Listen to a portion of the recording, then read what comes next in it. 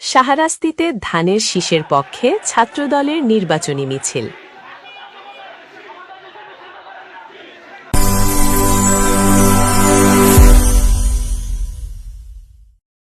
চাঁদপুরের শাহরাস্তি উপজেলার রায়শ্রী দক্ষিণ ইউনিয়নে ছাত্রদলের উদ্যোগে নির্বাচনী প্রচারণা মিছিল অনুষ্ঠিত হয়েছে। বুধবার ৪ ফেব্রুয়ারি বিকেলে খিলাবাজার এলাকায় মিছিলটি প্রদক্ষিণ করে।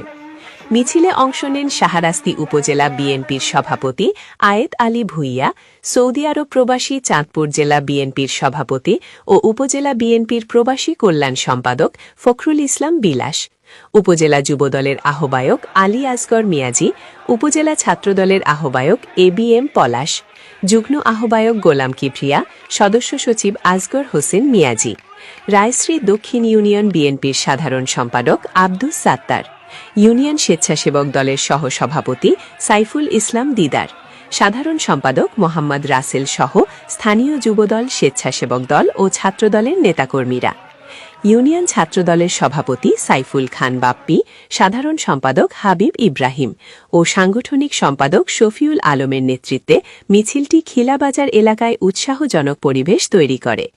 নেতাকর্মীদের উপস্থিতিতে পুরো এলাকা ধানের শীষের পক্ষে স্লোগানে মুখরিত হয়ে ওঠে।